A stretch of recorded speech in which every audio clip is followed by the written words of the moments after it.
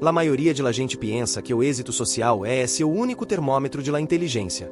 Nos han vendido la ideia de que, se não encajas, se não haces contato visual ou se prefieres o silêncio de tua habitação ao ruído de uma fiesta, simplesmente estás defectuoso.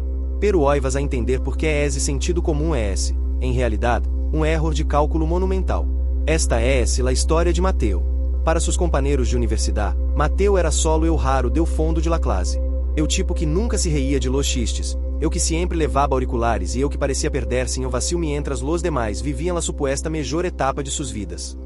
Lo que Nadia entendia era que, mientras elas processavam chismes e trivialidades, o cérebro de Mateu estava filtrando o mundo a uma velocidade que elas não poderiam nem imaginar. Mateu é esse autista. E em um mundo que premia la extroversão superficial, seu silêncio foi interpretado como debilidade. Fui humilhado sutilmente em los pasilos, excluído de los trabalhos em grupo e, finalmente, ignorado como se fuera parte do mobiliário. La sociedade tiene uma palavra para personas como eu, disfuncional. Pero la neurociência moderna nos disse algo muito distinto. O cérebro neurodivergente não é um sistema roto, é um sistema operativo diferente, optimizado para tarefas que la maioria funcional simplesmente não pode ver. Mientras o resto de la classe se burlava de sua falta de habilidades sociais, Mateu estava desarrolando lo que los científicos llaman hiperfoco. Um estado de fluxo tão profundo que la realidade exterior desaparece. Todo cambiou uma noite luviosa de martes. Mateu não estava dormindo, estava frente a uma pantalla vieja, em uma habitação iluminada solo por o resplandor azul do monitor. Fui entonces quando lo encontrou. Não era uma simple tarefa escolar. Era um fragmento de código oculto em um servidor de acesso restringido, um patrão matemático que as grandes corporações de Silicon Valley haviam declarado impossível de resolver. Mateu não viu números, viu uma arquitetura viva. Viu uma brecha em o sistema que Nadia mais havia notado. Em esse preciso momento, o raro de la classe deixou de ser uma vítima para convertir-se em algo muito mais peligroso para que eles lo subestimaram. Mateu acabava de abrir uma puerta que cambiaria as regras do jogo para sempre. Pero, que sucede quando alguém que ha sido invisible toda sua vida de repente tiene o poder de controlar o sistema que lo rechazou? La resposta não é la que esperas, e lo que Mateu descobriu dentro de esse código é algo que pondrá em dúvida todo lo que crê saber sobre a mente humana. Quédate, porque lo que sucede a continuação é o início de uma transformação que a ciência apenas está empezando a explicar. Mientras o mundo dormia, a habitação de Mateu se convirtió em um laboratório de alta precisão. Para um observador externo, el solo estava mirando uma pantalla em silêncio. Pero bajo su crânio, estava ocorrendo uma tormenta perfecta de eficiência biológica.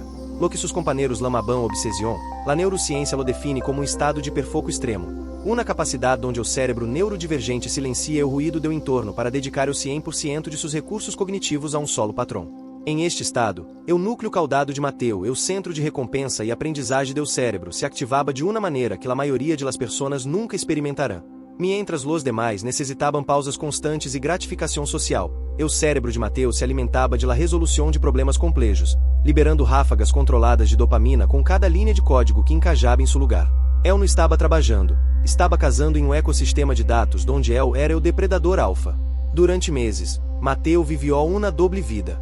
Durante o dia, seguia sendo o jovem invisible que recebia miradas de lástima ou burla em la cafeteria.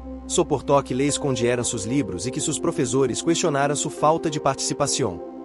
Lo que elos não sabiam é que Mateu já não pertencia a esse pequeno mundo escolar. El estava construindo o algoritmo de arquitetura predictiva, uma ferramenta capaz de detectar anomalias financeiras antes de que ocorriera. Era algo que as mentes normais não podiam ver porque estavam demasiado ocupadas em tentando encajar socialmente. La ciência explica que la poda sináptica em o autismo a menudo se comporta de forma diferente, digando caminhos neuronais altamente especializados que permitem detectar detalhes que outros ignoram. Mateu não veía simplesmente números, el sentia o ritmo de los dados. Sua ascensão foi invisible porque ocorreu em o reino de lo abstracto. Empezou a mover pequenas quantidades de capital em mercados internacionais, probando seu código.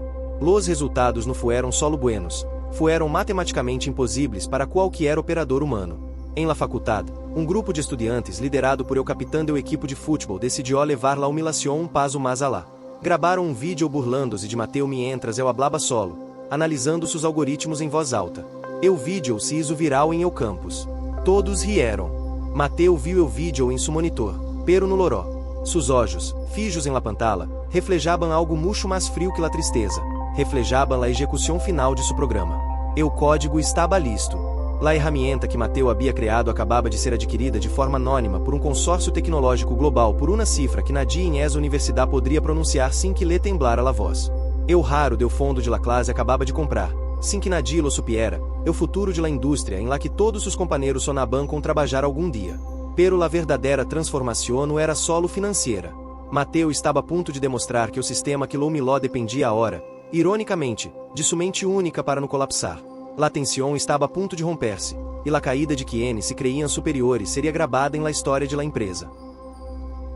O dia de la graduação não fui como todos esperavam.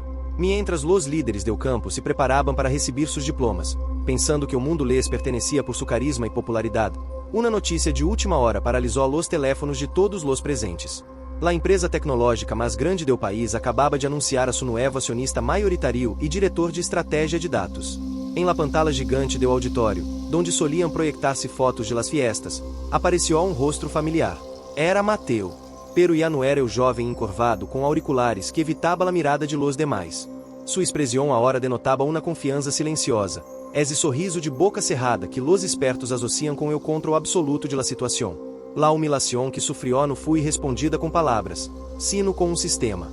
O algoritmo que Mateu desarrolou era agora a coluna vertebral de la seguridade financeira de esa mesma universidade e de las empresas de los padres de quienes lo acusaram. Com um solo clique, Mateu tinha o poder de salvar esas reputações. Pero sua vengança foi puramente lógica, simplesmente aplicou a meritocracia que o mundo tanto predica, pero que possos praticam com los neurodivergentes. La ciência nos disse que a resiliência em o espectro autista, quando se combina com o entorno que permite o desarrollo do potencial, crea lo que lamamos líderes de pensamento. Mateu não buscou que se desculpara, buscou que dependieran de sua mente única. Aqueles que se burlaram de él agora enviavam currículos a sua empresa, esperando uma oportunidade deu raro ao que intentaram destruir. Pero aqui há um alerta vital para ti que estás escuchando. La história de Mateu não é solo uma ficção reconfortante, é uma advertência biológica. Se em tu entorno e assim em o trabalho, em la escuela ou em tu própria família há alguém que parece não encajar, que se perde em seus próprios patrones o que evita o ruído social, presta atenção. Não é um erro do sistema. Muitas vezes, essa persona é la poseedora do código que resolverá los problemas que tu ni sequer has detectado todavia. Ignorar ou humilar a uma mente diferente não é solo um acto de crueldade. É um erro estratégico que pode custar-te o futuro. La neurodiversidade não é uma patologia que deva ser curada. É uma vantagem evolutiva que deve ser compreendida. Mateu ganhou porque deixou de tentar ser normal e aceitou seu desenho biológico superior para o análises.